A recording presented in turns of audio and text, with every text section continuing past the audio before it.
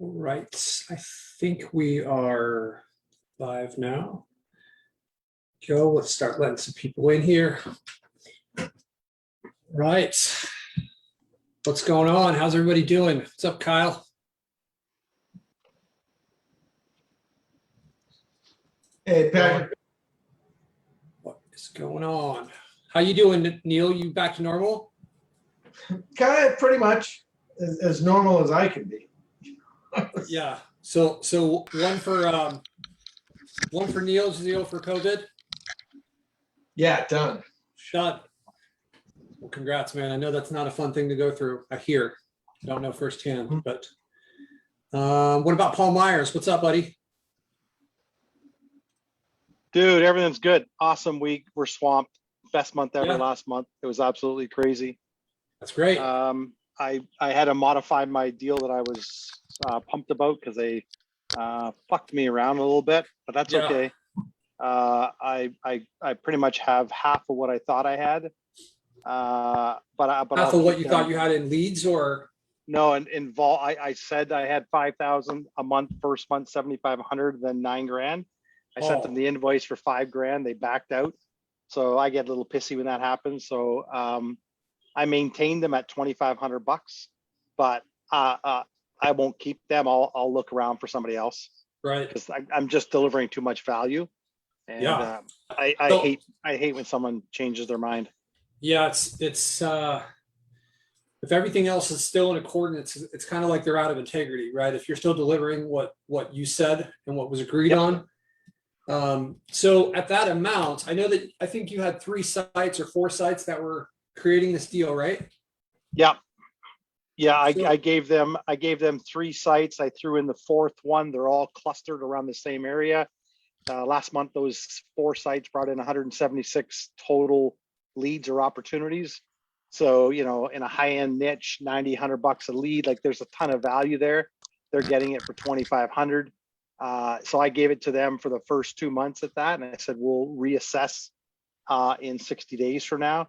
But I think in the interim, it's kind of bugging me a little bit. I'll hunt for another provider, and then I'll let them go at the end of it all, because I'm delivering too much value for what I'm getting paid for. So Yeah, that's certainly frustrating. it's 2,500 bucks. It's 2,500 bucks for 4 websites. Like, that's good, but it's not where it needs to be. You know what I'm saying? Like, I'll take 2,500 bucks every day. I'm not going to step over it. Same token, It's all relative, really though, right? Like, right. $2,500 sounds great until we have something that's worth like $10,000 a month, right? Exactly. Yeah. So I it myself sounds like in the eye. we had a kind of a little bit of back and forth on tax this week, and it sounds like the biggest problem is that they're not closing, right? So they're getting the leads, but they're not closing them. So But it's going to be they have hard appointments. They have appointments. They're going in and they're doing assessments and estimates. But it's a longer sales cycle, right? We're talking, a bigger expense. So, they're not their only people getting quotes. People are getting quotes from other people, right? So it takes time to close those deals. So, in 45 days now, I think the things will look different for them and they'll be excited. But we'll see. Yeah. That's business, right? I mean, everybody thinks this business is just fucking smooth sailing and everything's like, rainbows and fucking Skittles. It doesn't work that way, man. It just does not work that way, right? So on that note, Patrick, I'm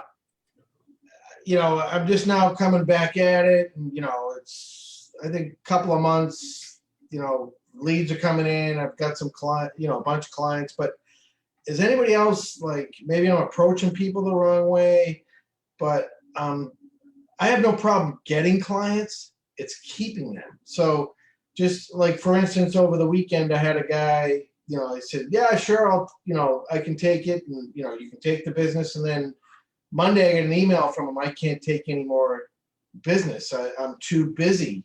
And, I got on the phone with him and I'm like, what do you mean? I go, hire some more guys. And he's like, yeah, I can't do that. I go, then do this. If everyone's clamoring to get your business, up your prices 20%. He goes, oh, I can't do that. I'll lose customers. And I'm like, well, what if you lose 15%? You'd be doing less work and making more money. It's just, I'm trying to deal with these business owners that just, I guess, owning a business for so many years, I'm giving them the deal of a lifetime, but then I'm just seem like I'm going through some businesses lately, Anybody else?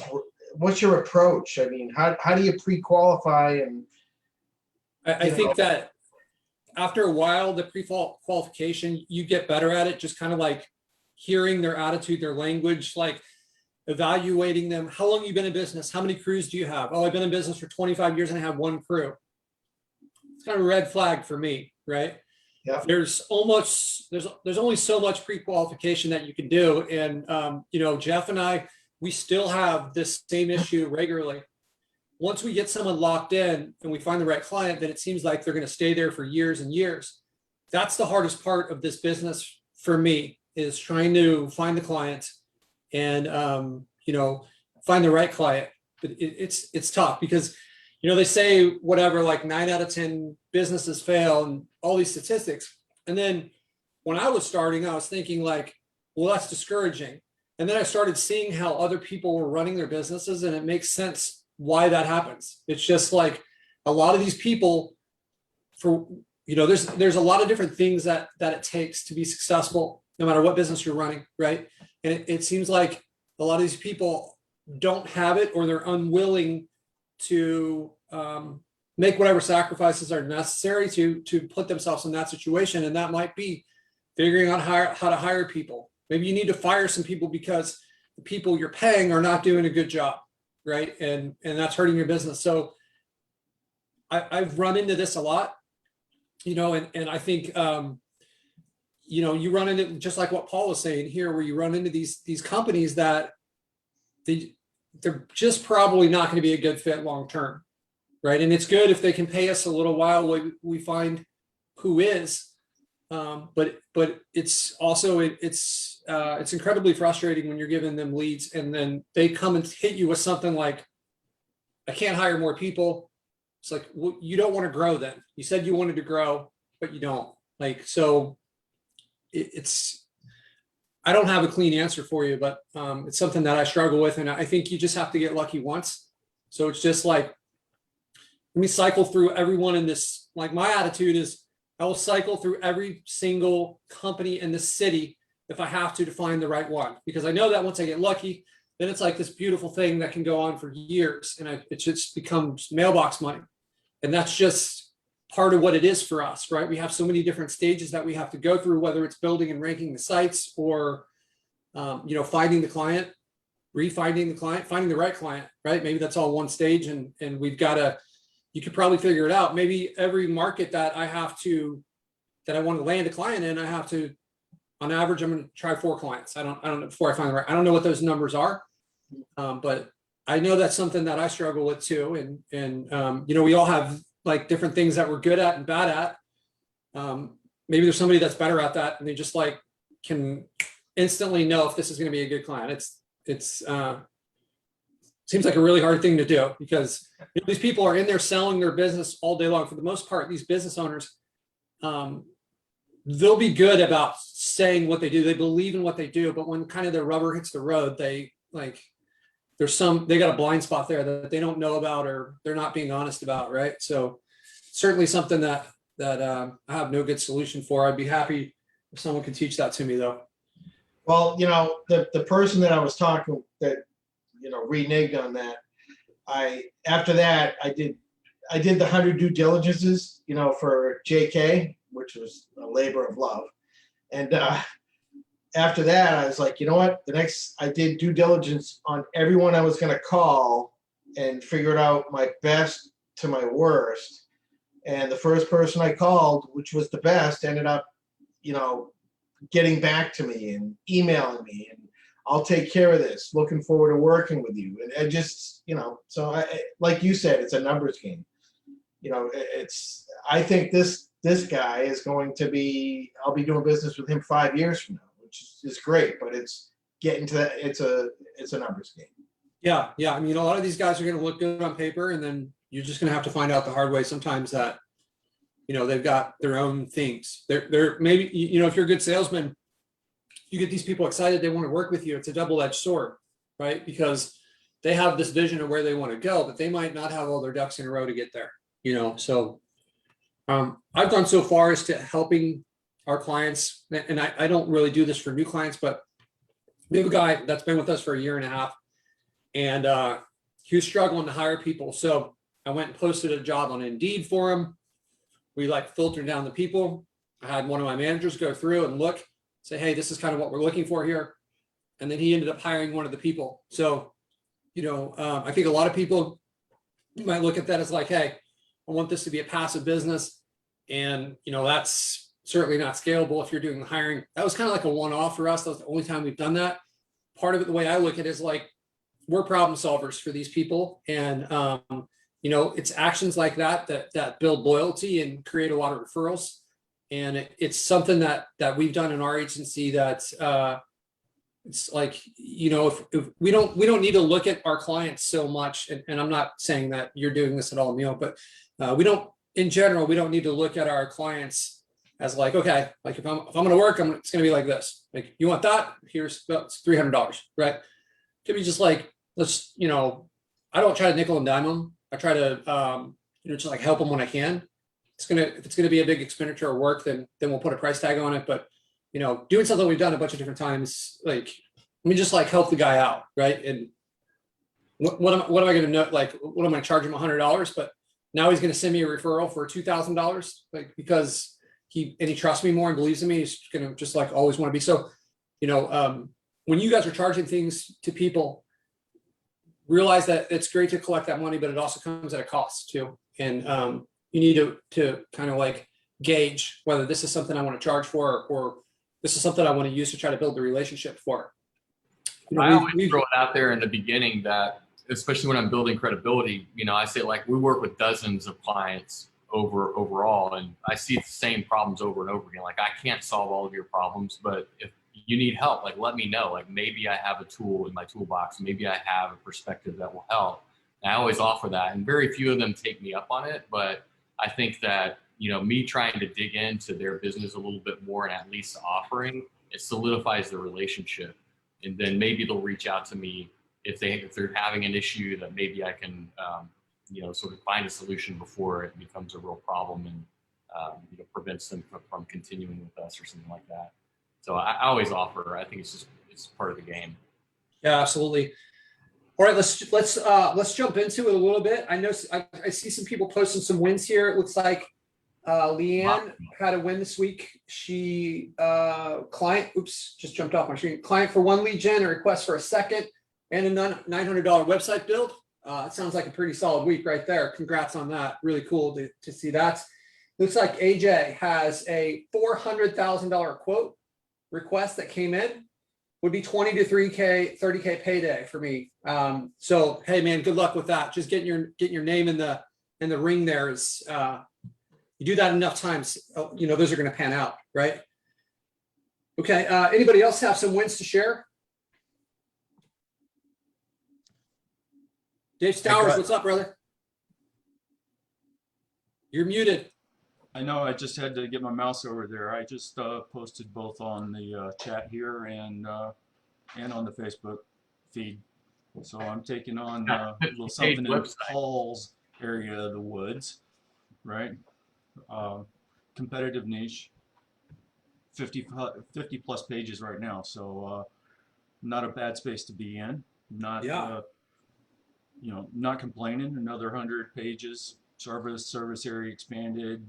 And then right behind that, we're looking at tripling it and really scaling it out. So excellent, man. Very cool. That sounds like a big deal to start that could grow to something bigger. You know, being able to take this niche and turn it into basically a directory, and then add additional niches that would round out everything, could be huge. So I'm not trying to be the next Yelp or Home Advisor or anything like that, but it'd be nice to be able to take it to, I don't know, 4 or 5 levels deeper. Yeah, absolutely. I mean, getting a site like that ranking is, I mean, it can be such a valuable asset, and it's hard to predict the opportunities that can come from it when you're building it out. But as things develop, it's kind of crazy. We're in the process right now of building out a national site as well. I think it's important for those of you guys that have teams to come up with games for your teams. So we're building out this national site in one niche all across the United States, right? And starting on May 1st, ending on May 31st, I've got 3 managers on my team. They're usually the ones that are getting us the GMBs for all our different sites. So I said, hey, $250 to whoever can get the most GMBs during this month, right? For this site.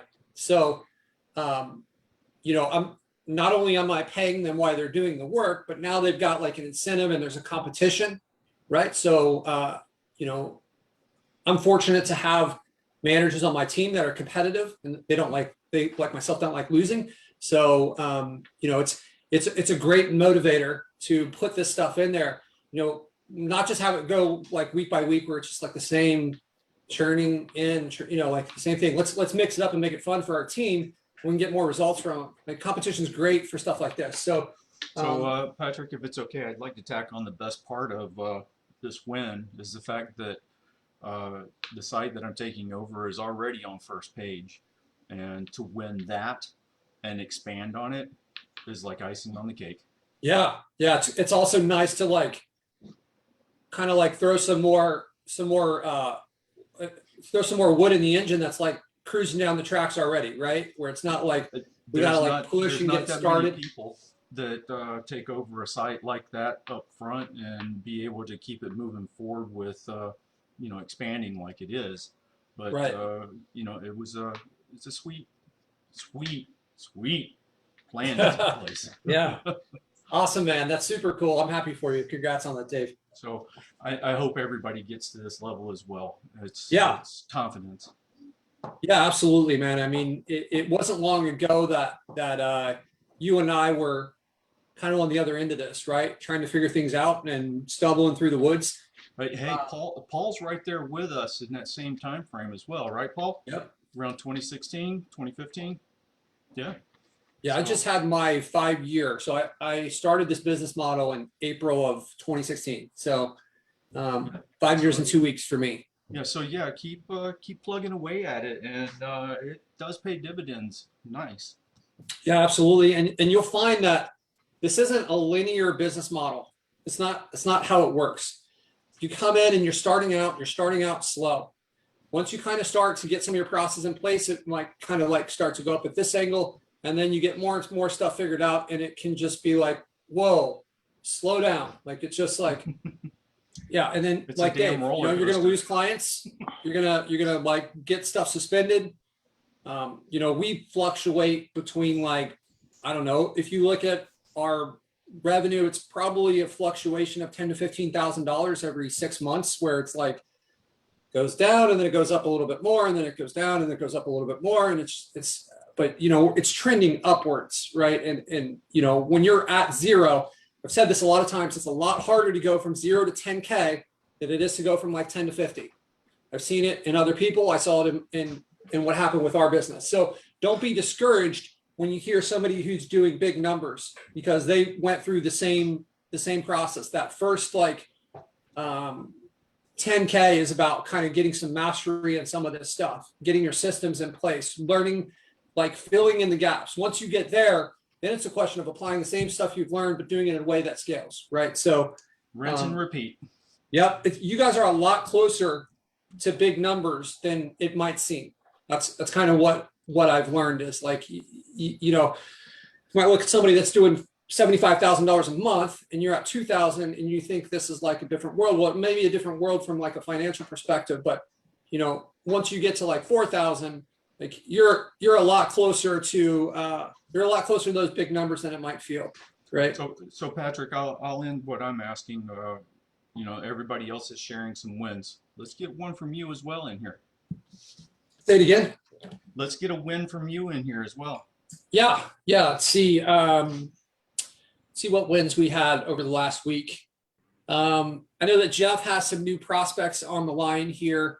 Yeah, we bumped the client from 1,000 to 1,500. He probably should have been paying a 1,500 to begin with, but I think Patrick brought him on earlier when it wasn't producing as well, and he was all about it. You know, I stair stepped him in 1,250 this month and then 1,500 next month just to make it a little bit easier on him, because I didn't talk to him till didn't get him on the phone till 2 days before the first, so a little shock to balance sheet to do that.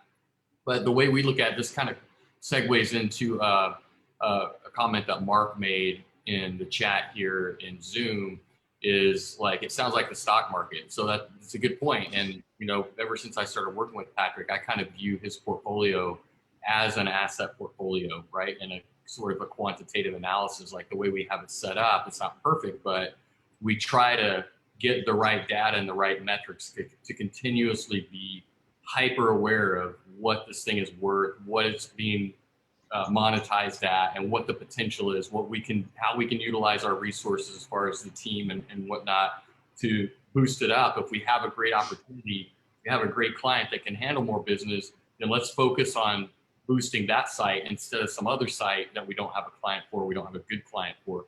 And that's a real tough nut to crack when you have as many sites as Patrick and the agency has. But I think that what we've started to do is build some of that functionality and that data, capability into Lead Generator. I think that's the ultimate goal, is to have all of that stuff in there so that you can have it in a dashboard and you can know at all times exactly how many leads are coming in, you know, what your client's doing, you know, who's missing calls, like notification, like all of that stuff. So you have all of these things in place, and you don't have to be digging through your spreadsheets all of the time, right? So that's a really good analogy, Mark. I mean, that's the way we look at it. It's the way I've always looked at it. It's like, let's make this portfolio, wherever it stands, as valuable as possible at all times. So I fibbed. One last comment is for everybody here and everybody that's going to watch replay. I know it's the 5th of May, Cinco de Mayo. Happy times for everybody.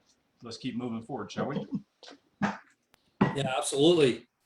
You gotta, you know, so my name is Patrick Shannon, right? And that's pretty Irish.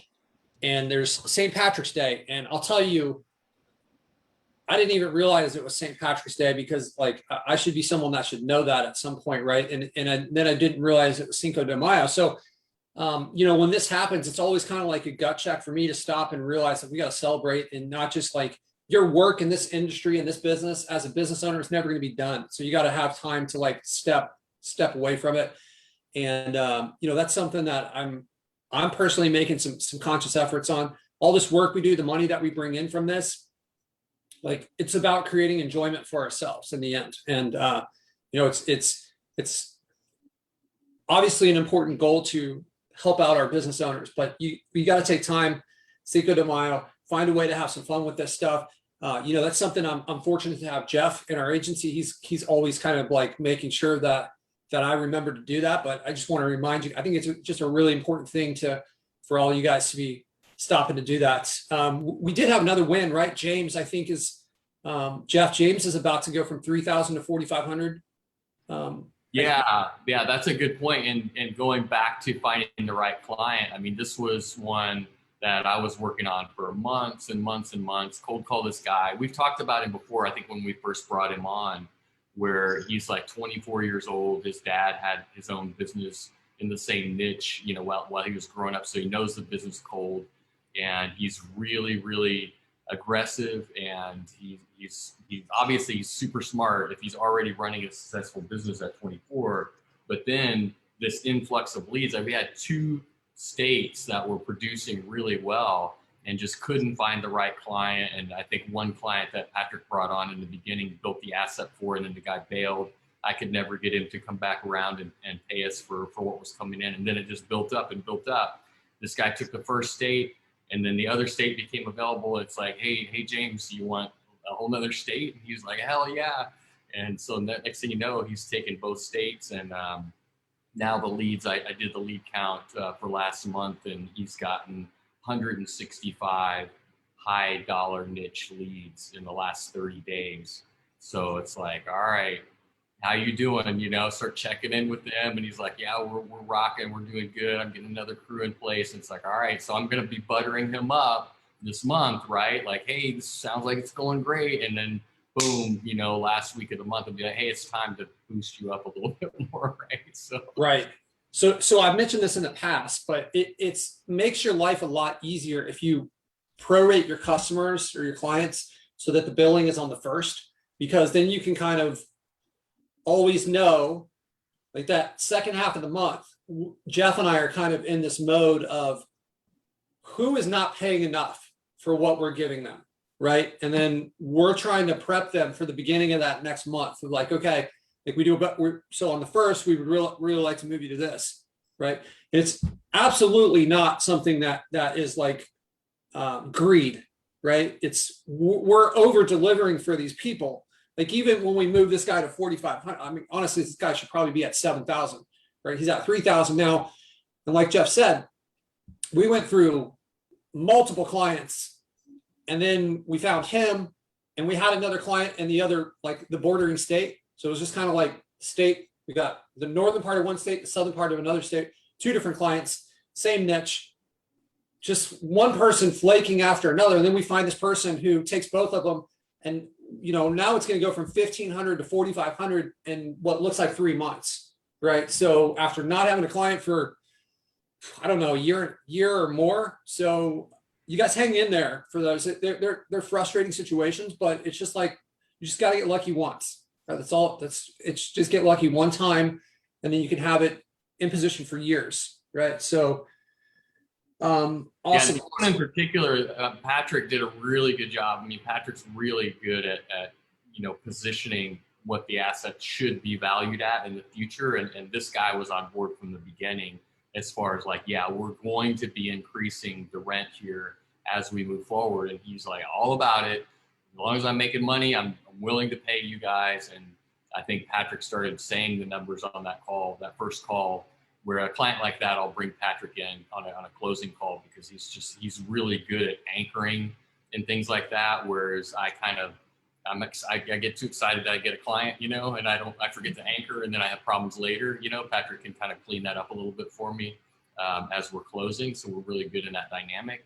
And, you know, Patrick had this guy on board as far as, I can't remember the top number that Patrick had told him during that call, but it was definitely 4,500 and he was only at 1,500 at the time.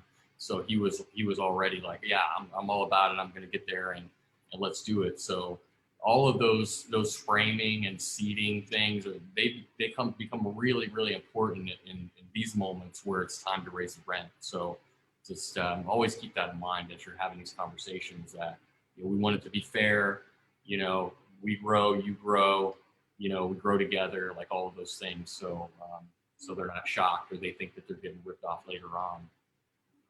Right. I think it's that setting those relationship parameters, just like when you start like dating somebody, right? It's letting them know, like if you start dating someone and they bring in some bad habits from previous relationships, but hey, you really like him and all this stuff, it's important to be like, hey, you know, I don't really appreciate that. That's not going to work for me long term. Like setting that stuff up front, all parts of this, you got to let them know who's in control. We actually had another win. You know, I have a pool cleaning client, and I built a site for my brother-in-law, and we got the pool cleaning. It's a niche I've never wanted to go in, but he owns a pool cleaning company, so we built the site to help him out, and then we went our normal strategy of going after the entire city. And we had it, he decided later that, hey, I only want these 5 zip codes. So then we had to split it off and then give leads to another person. And for this one, because we're splitting it off, I have someone answer the calls because some of them are going, if they're in this zip code, that's going to go to him. If it's in this other zip code, it's going to go to our other guy. So our other guy sends us this message, and he's kind of, I have a receptionist who answers the calls for like 15 or 20 companies. And he's saying that's like, hey, these calls, I can't get a hold of these leads, and you know, these aren't real numbers and all this stuff. And it's like, we had to put him on a pay per lead because it's pool cleaning and it's a seasonal industry.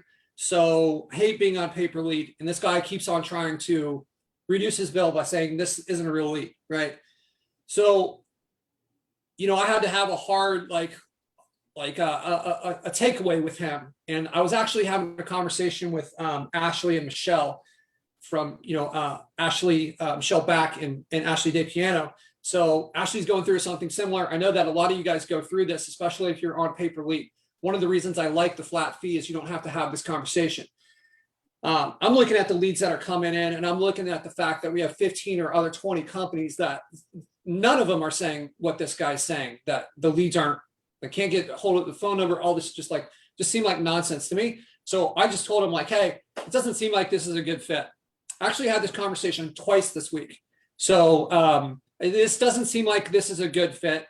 You know, I understand that, you know, we've tried our best to give you the service that you wanted, but this is what's owed over the last 3 months. If you'd like to continue with us, I need this paid by this date.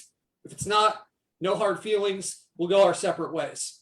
So after 3.5 months of this guy back and forth, trying to figure out what's a lead, what's not, and he hadn't paid because we hadn't established what the previous leads, he paid it in full. He was completely bluffing, right? This guy had been my client for over a year. We hadn't had these issues before. You just got to kind of, some of these clients are going to be that way. Had another one that we're getting started with. We have within our agency, Jeff is the person that he's supposed to talk to some of these clients.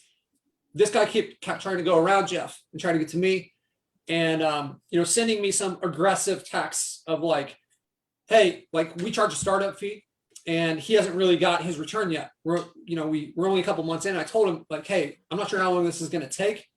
We charge a startup fee. We're not going to charge you again until we have value coming in.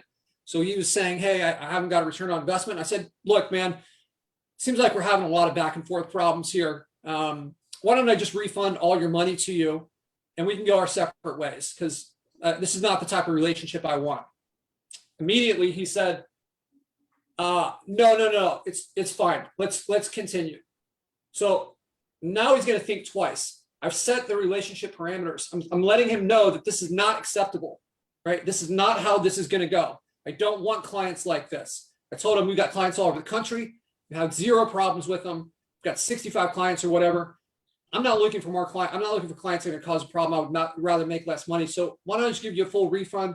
Take it all back, and you know, we can go our separate ways. You're not out any money. You don't have any more risk. Everything's cool.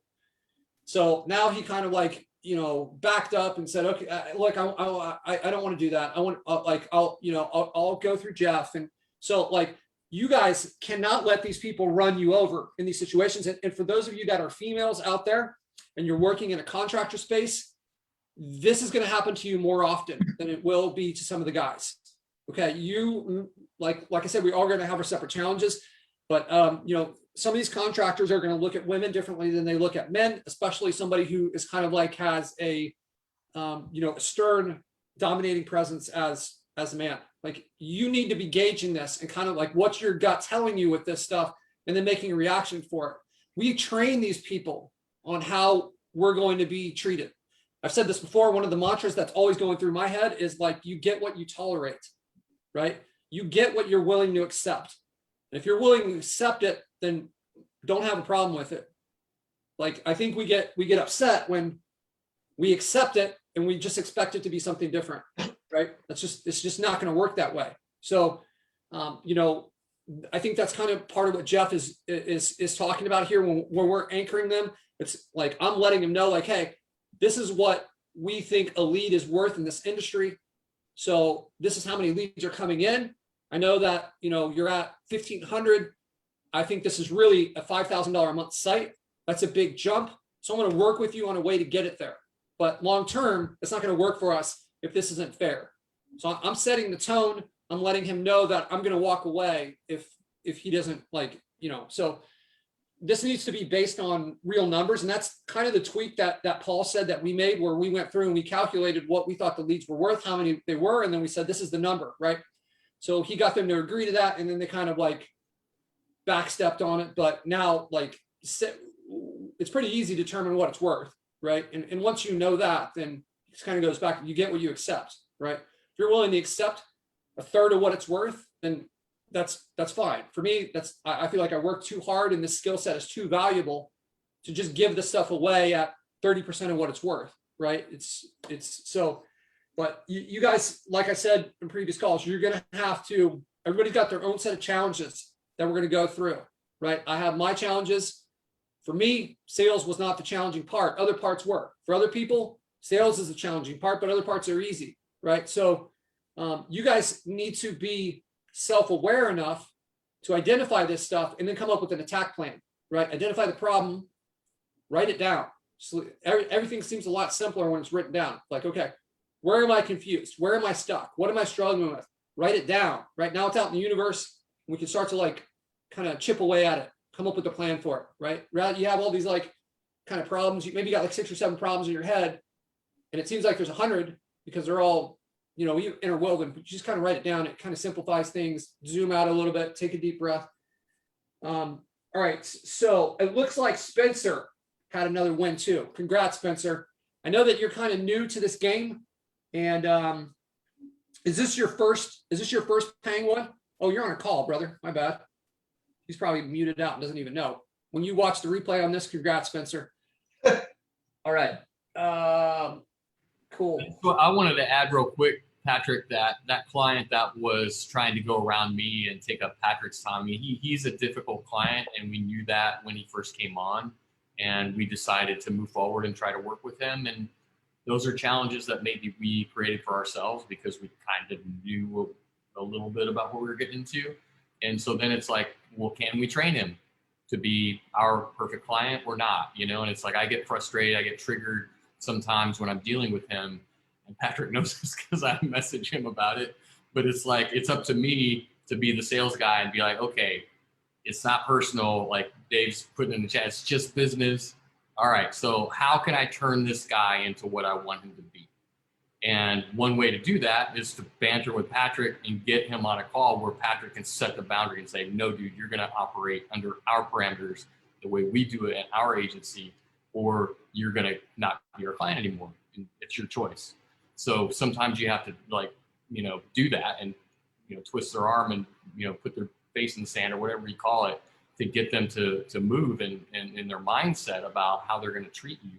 But I think ultimately having the skills and all of the knowledge and resources that we have in our lead gens, and you know, we hold the gold, right? The gold is the leads, so we're ultimately in control, if you have, in my opinion.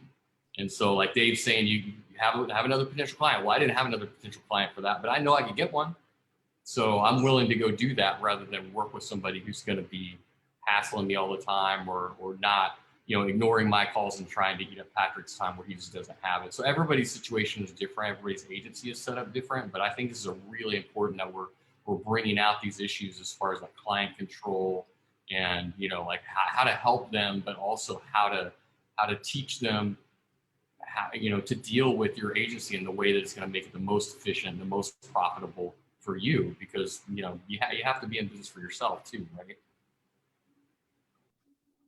Yeah, absolutely. All right. So thank you for that, Jeff. I 100% agree. This like client training is something that you don't really, I haven't heard it talked a lot, and it's not, honestly, it wasn't even something I thought to bring up, but it seems like something we just do, right? And maybe we need to have some more training on this stuff.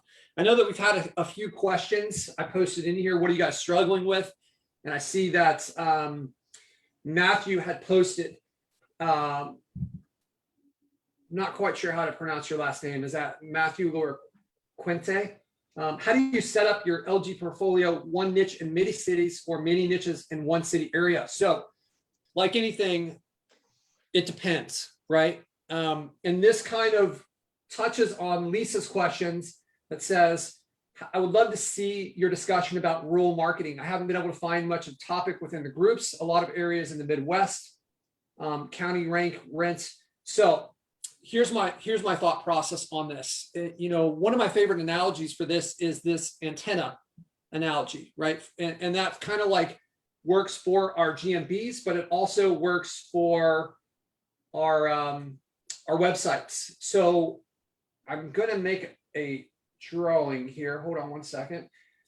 So the antenna analogy is you make an antenna, and wherever you're closest to that antenna, the signal is going to be the strongest. And as we increase the size of the antenna, then our signal is going to cover more area. So in these rural areas, it is going to cover more space. So here's what I'm going to do is I'm going to share my screen in just a second here.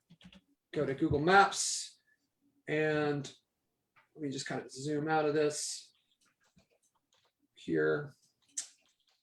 All right, I'm just going to pick we'll pick Chicago. All right, let me share my screen with you guys now. All right, so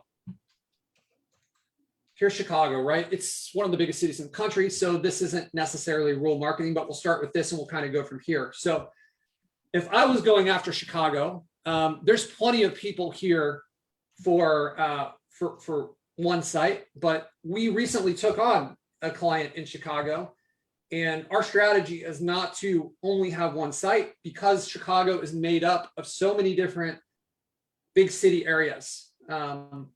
We decided we're going to build multiple sites. So we're building a site in Rockford. We pulled off this city too, Schaumburg. We have one that's kind of targeting Chicago. We have Naperville. Generally what we're doing is we're looking to justify a site. I like to see 70,000 people in that city. When you have a city like this in Chicago, where there's millions of people, it's going to be hard to take over the whole city. So just like my strategy, like I wouldn't want to go and build like a plumbing site that's just like if I've got a plumbing client in Chicago, my strategy is not going to build like chicagoplumbing.com and then just hope that takes over all of plumbing for all of Chicago, because that's not going to work. It's just going to take forever to rank that thing. That's a competitive niche. So what are we going to do? I'm going to tear the city apart, right? I'm going to break this down. So there's Charlotte. I think we have Arlington Heights is another one. So if you look at some of these, like Schaumburg, so I'll do Schaumburg, Illinois population here, and you can see there's 74,000. So we decided that we're going to build a site there. So we have a general Chicago site, and then we have a Schaumburg site. So this is kind of what it's going to look like.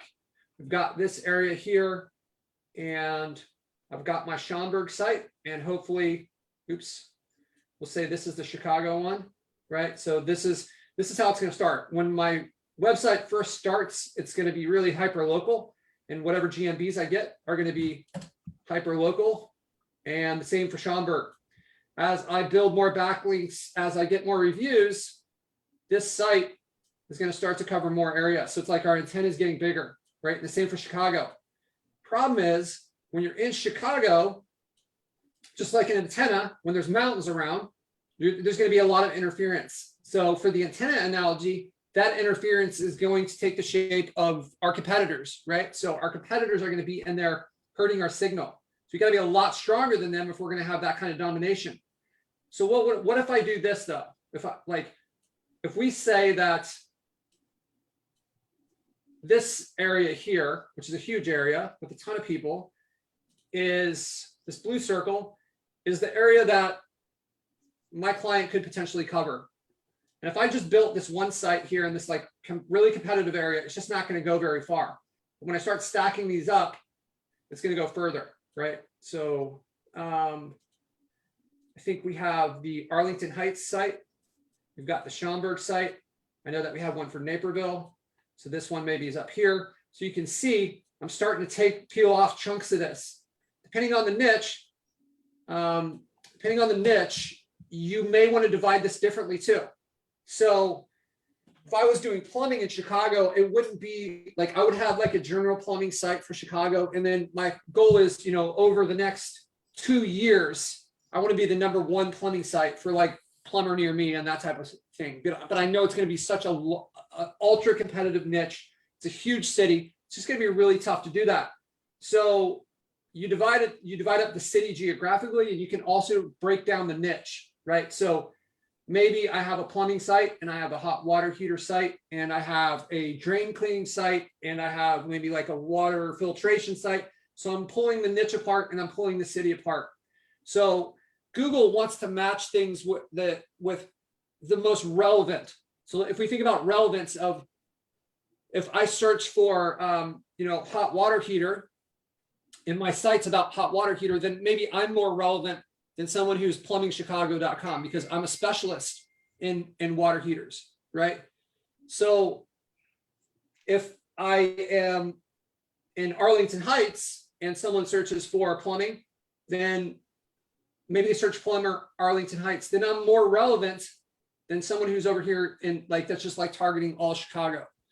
So that's how it is in kind of a big city. If you were to kind of extrapolate this, now let's move away from a big city and we'll go down here. So I don't know what the population of Davenport is, but it looks more rural. Okay, so, or maybe we want to target, we'll go even more rural, right? So in that situation, what are you going to do?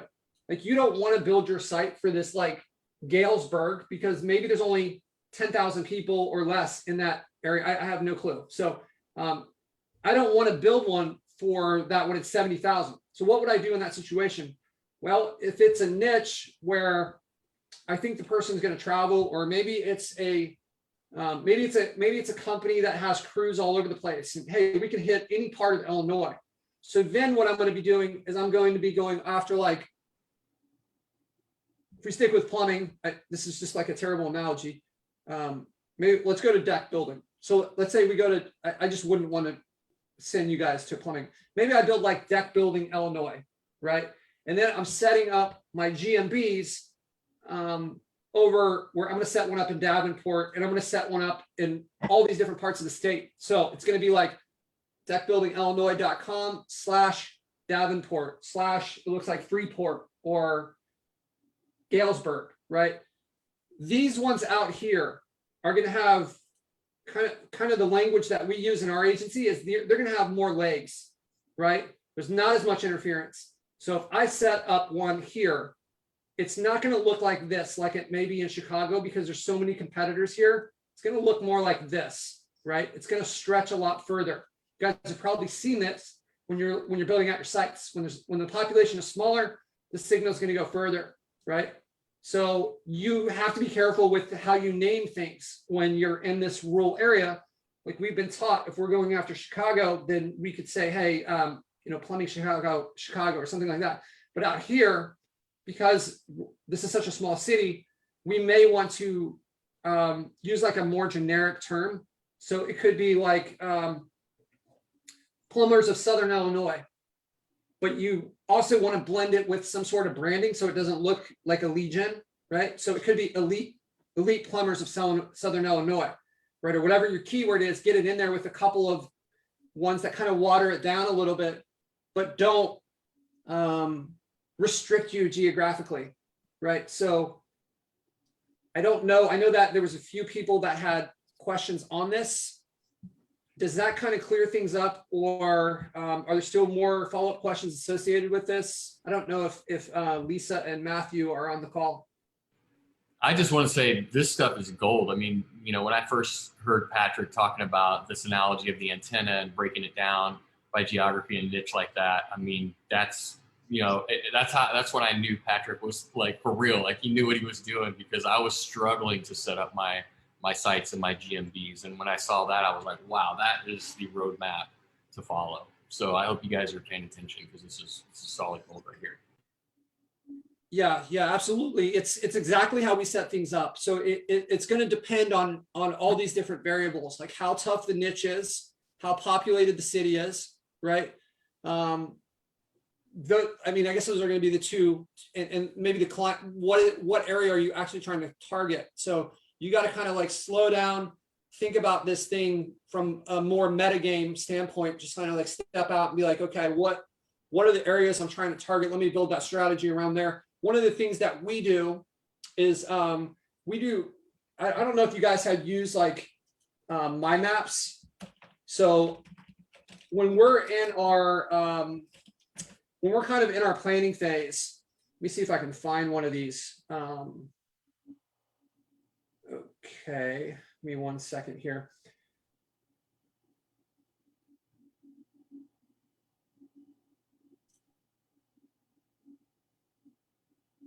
Okay, So I'm going to share this with you. We use this in our planning phase when we're trying to figure out what our strategy is going to be.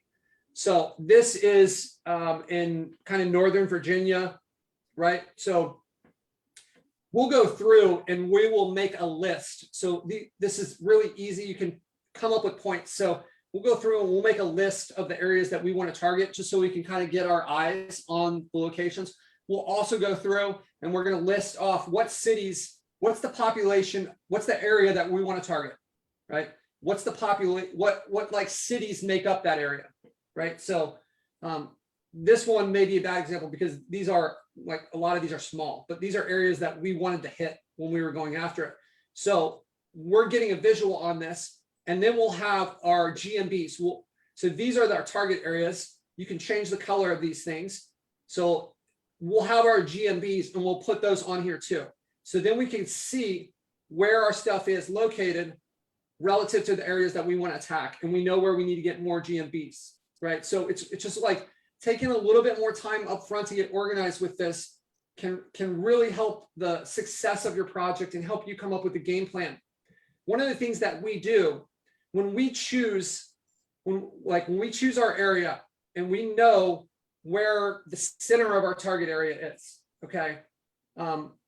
That's the GMB that is going to go to our homepage. The GMB that's attached to your homepage, everything else being equal, is going to be the one that's the strongest, okay? So that's the one that's going to get the biggest boost. We're going to choose the perfect name for that one. So whatever our main keyword is, it's going to be within that central location of where, or whatever we decide. If it's not a central location, we decide it's the best location, right? So that's going to be our homepage with the main keyword. That's going to determine how we go after these other areas. So if this was a plumbing site in Northern Virginia, then, maybe this one right here is going to be like, since we're targeting so many small cities, and small, Arlington's kind of like 150,000 or 200,000 or something, but a lot of these are small cities. And a lot of these are counties, right? So since we're targeting so many of these, I don't want to have it go like plumber. Maybe I choose like plumber Northern Virginia, but I don't want this one to be plumber too, because now I've already got something that I'm targeting for plumber. I don't want to give up the opportunity to go for another keyword in my name. Whatever I use for the name is what's going to rank the best, right? So if I'm using plumber here, that's what I'm going after there. This one might be hot water heater. And then maybe way up here, I'll do plumber again, because I'm counting on it not stretching far enough to get in here, right? So I'm trying to kind of like geographically pick my names, and you need to take some time and come up with kind of like a full strategy on this. You don't just kind of be like randomly picking things. Like what? Yeah, like I made this mistake when I first got in JK. I came out big. I got 25 GMBs, and I made this exact mistake. I'm still hurting from it. Yeah, it's hard, and you definitely it's scary at this point to try to start changing the names of your GMBs, right? That's like, we've all seen that can lead to suspensions, and if you do this right from the beginning, hopefully that won't be necessary. You also want to make sure that you look for competitors. Like as the lead gen business model becomes more popular, we've run into the fact that other people have chosen the names that we want, right? So they've been there longer. There's a decent chance that we're going to get marked as a duplicate. It won't go live, this type of thing. So just this should be a part of your due diligence after you've selected your niche, or maybe, you should have some of the stuff kind of like mapped out as you're going through the niche selection process too. Couple of questions, Patrick. Raphael's asking, we have different services, window washing, power washing, whatever. What would be the best way to have the GMBs rank for all of the keywords? So I would say, I'm looking at your question there, Raphael. It says power washing, gutter clean, window washer. These are different niches in my mind. And the best way, for me, looking at that, it's a no-brainer that I'm building multiple sites, because my goal is like, whether you're gonna, here, if you think about it this way, like, let's say you decide you want to build one website, right? And you are going to, instead of building multiple, you're going to build like a gutter page, and then you're going to build a window washing and a pressure washing page. So now you're like building out these pages on this stuff anyways. how much different is that from having them built out on a separate domain? You're still building a page on each one, right? But now you've got one that's a more of a specialist. So I think it's well worth it to split those into multiple sites. And, you know, you could let's say that's maybe like gutter cleaning. Let me just look at those again. What do we got? We got window wash, and power wash. If they're close, you know, like you could end up setting up multiple GMBs for each site where it's like hitting that other one. So what I really like to do is try to get what we call overlap in the map, right? So that means like if there's 3 spots in the map, if I can have multiple sites and I can get multiple map spots out, right? So like there's a lot of niches that Jeff and I are controlling where I have all 3 spots in the map. For like I have 3 different sites. It's all going to the same client. They'll call one company, it's my client. They call another, they want 3 quotes. My client's answering the call for all 3 of these. Some of them have problems with that because it's like, how do I do this? Some of them have gone so far as to set up like a DBA and have separate letterhead and separate crews go out there. So they're like, they're giving them all 3 quotes, right? I kind of leave that up to my clients' discretion on how they handle it, but it's a great problem to create when you're eliminating the competition. This is how we don't like, I'll tell you guys right now, the way to get to $100,000 a month is not by selling, you know, 200 sites for $500 a month. That's going to be a nightmare for you. Okay. It's much better to sell 20 sites at $5,000 a month. Okay. It's just like less clients, less overhead, easier to work with. The way you do that is you do stuff like this, these domination strategies where you can take a client like what Jeff and I are doing, going from 1,500 to 4,500 with this client, right? So that's my opinion of how to do it and how to set that up.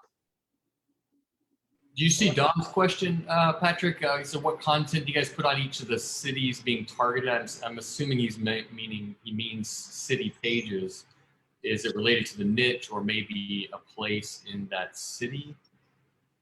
Yeah, so I'll answer that for the different possibilities that I think that question could apply to. So like, let's say I have a GMB and I'm trying to improve the ranking in a certain area. So I have a site, I've got that Plumber Chicago site and I want to improve in Naperville. So I would build a page, a neighborhood page on Naperville. Okay, so I'm going to talk a lot about the city and not a lot about the niche in that situation if I'm building out like a neighborhood page, right? So it's going to be like, hey, Naperville was like founded here. This is like some of the important landmarks and this type of stuff. So I'm just trying to build some relevance. So that would be a neighborhood page.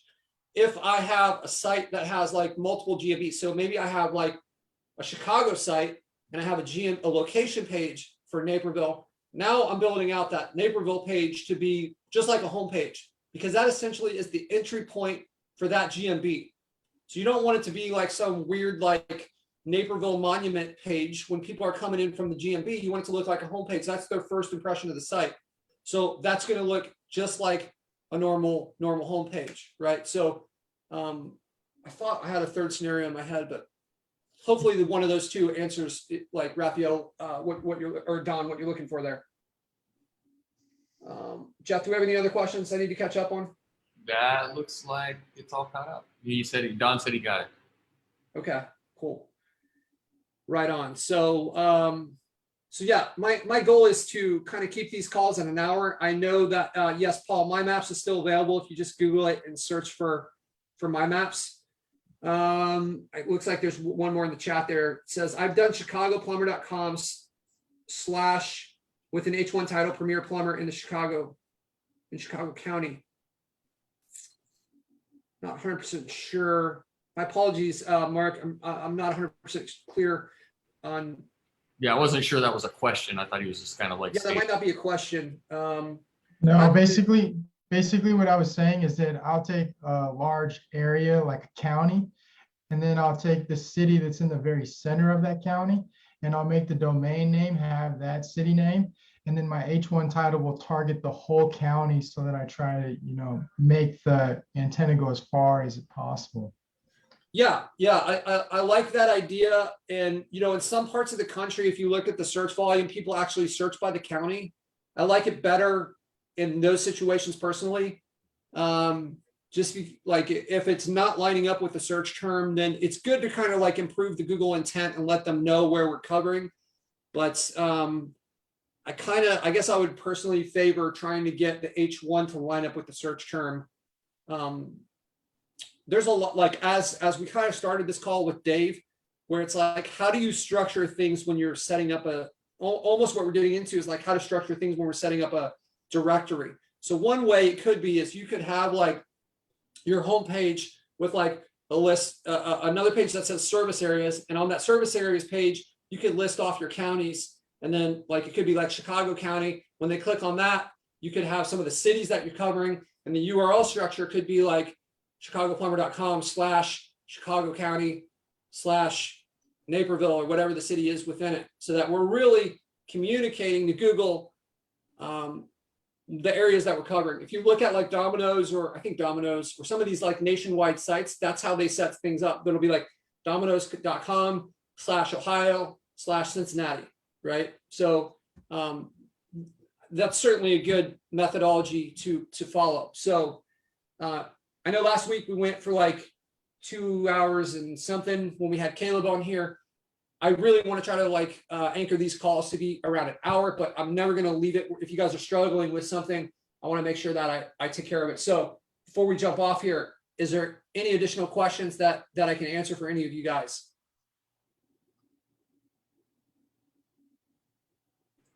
I'm not seeing anything pop up in the chat, so we're clear. Nobody speaks up. Okay, awesome, guys. So I know we didn't get into a lot of lead generated stuff. We've spent this week on our end trying to fix a lot of ticket issues. We have updates that we're still kind of working through. I know I demoed a lot of the stuff for you guys over the past few weeks, and those updates, it's hard to predict when we're going to have everything tested and be solid, but we are very close with a lot of updates that it's kind of been in development for almost 6 months. So I hope you guys are excited. We have a lot of big stuff coming for you guys with this lead generated platform, new updates to make things better. But my priority is always on trying to make if you have any issues, then all the development goes towards fixing the issues. And then only after we have those fixed, do we spend the time on the feature. So we spend a lot of this time trying to work through some issues. Any of you guys that are seeing lead issues on your on the all lead screen, we've done updates, and what we've had happen is, like the way your browser works and the way a website typically works is it's going to load your website. It's going to try to cache a lot of the old things on your site. When we go through and we make updates to the files, it doesn't always know that there's new stuff in there. So what happens is you get some kind of like unpredictable things. This has happened with several people this week. With the all leads, we've done some updates. We're actually working on an update where you won't have to do a hard refresh. For those of you that are seeing like weird things happen, such as like not the leads are showing on the leads by company page or the lead company dashboard, but not on the all leads page. I worked through this with several people. Hard refresh, and then some people have the hard refresh is supposed to request all new files, but for some people it hasn't. So we've actually had to clear the browsing history to fix it. So anyone seeing any kind of issues like that, I encourage you to try that. Appreciate your guys' patience on these tickets. We're doing our best to get through these, and I think we should be back on pace here in the next few days for anyone that's still struggling with some things. So, all right, guys. Quick question on the rep management. When is the update coming? Do you know? When is the new rep management update? We have several update. I think maybe you could just give me a thumbs up or say yes. Are you talking about the white label one? We have some new updates coming for the sequences and how we build those out to include texting. So I think we're probably 2 weeks away from that one. For the white label one, I think that one's going to come out first. We're really close. I just had to pull our developers off that this week to deal with some tickets. No worries, Raphael. I have another question. Sorry, my client's GMB is not showing up in the city it is supposed to. Do you know why? Is it showing up in another city, or is it not showing up at all?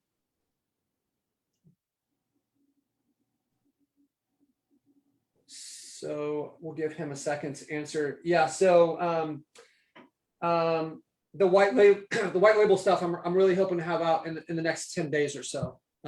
So it's possibly sooner, depending on how we work through another city. So it's showing up in another city.